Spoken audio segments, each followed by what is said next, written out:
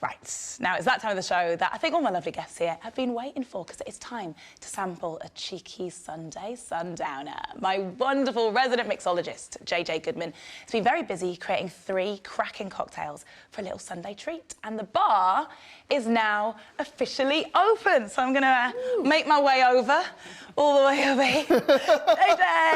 Hey, how you doing? Happy Sunday and happy Father's Day. Thank you very much. You've been very busy this week making some Father's Day cocktail offerings. So what is up first? Right, first up, we're going to jump into our old fashions. I've used Ced's Woodford Reserve. Vic, you're a fan. I'm an old-fashioned fan. I feel very distinguished when I get an old-fashioned in the bar. Yeah, and I just love the smokiness and the muskiness of the flavours. Yeah. But I actually don't know how to make one.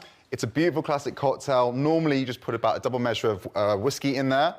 I personally, as a twist, love to use a brown sugar. So just 1 to 1 part brown sugar, a little bit of Angostura, give it a stir, and that's your guy. For a little cool garnish, I've got my pinking shears. Pinking? Pinking shears, yeah. What does it mean to pink? To pink. So these are for like dressmakers. They just do hems and they clean it up nicely, but it makes a beautiful little garnish. Lovely. And it's a lovely way of finishing off your old-fashioned or any twisted drinks. And I can... Drink it. Yeah, go in. Bit zesty. And Sarah, you have an old-fashioned there as well. It's my favourite cocktail, and this is a delicious version. I love it. Sometimes I pop a cherry in mine.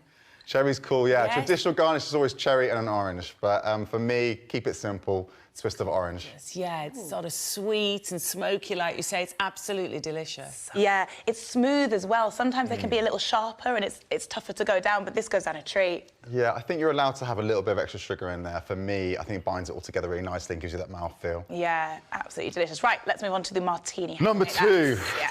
Stir, stir, stir, stir. Martinis, again, is a fabulous drink. Normally quite dry. In this case, quite wet. We've used James Bond's traditional Lillet Blanc vermouth, and I've used a recipe about 3 to 1 with my Citadel gin. This is absolutely stunning.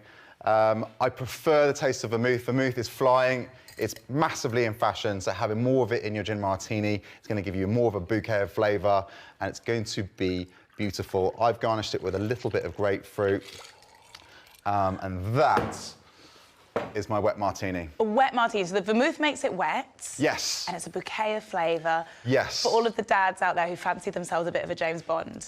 Definitely for the James Bond keeping fit dad out there, this is the perfect tipple. Well, AJ, cheers to that. Chin chin. Get in there. Oh, lovely. Yeah. Lovely. It's refreshing. It is. It's really light on the palate. Yeah. Great for the dads. Great for the mums, great for everyone. Great for everyone, especially great for us, because we're drinking it right now. And it's not even 10 o'clock, but it's 10 o'clock somewhere.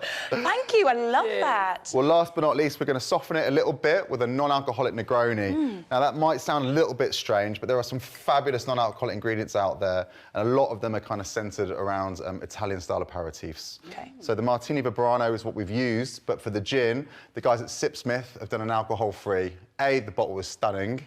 But B, it just gives it a gorgeous juniper flavour, and it comes up really, really well. So you really would not know that this is non-alcoholic. Can I have a... You're all yours, have yeah. a taste? Go for it. And David, you've got one as well. Cheers. Cheers. It is delicious.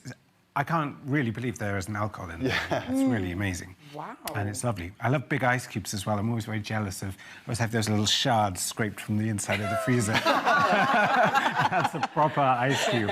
Crushed ice. That's nice. It's almost got a flavour like you can't put your finger on it. Yeah. It's, yeah, just notes all over the shop. Yeah, loads of rich orange, loads of bitterness. But just balanced out nicely. If stirred properly, a little bit lighter in flavour, that's how I like it. Not too intense, not too rich, not too overpowering. Yeah, and I think for summer as well, this feels very fresh and... Great with some Prosecco too. Now you're talking my language. Yes! Well, happy Father's Day. What a brilliant way to start it off. Thank you so much, JJ. All 3 are so delicious. And if you want to try these at home, you can head over to Vick Hope's Breakfast Show on Instagram for all the details. Thank you so much. It was so good. It's been a strong menu today. I can't wait to see what you're going to mix up next week. But that is it for today. I've loved it. Thank you so much, everyone. Thank you for watching. I hope you've enjoyed it too. If you missed any of the show, you can catch up on the ITV Hub. Thank you to my guests, Sarah Cox, AJ Adudu, David Nichols, and of course, the incredible JJ Goodman. We'll be back here next Sunday with more brilliant books, chats, and of course, more delicious drinks. Enjoy the rest of your Sunday, and I'll see you next week. Cheers! Cheers! Cheers!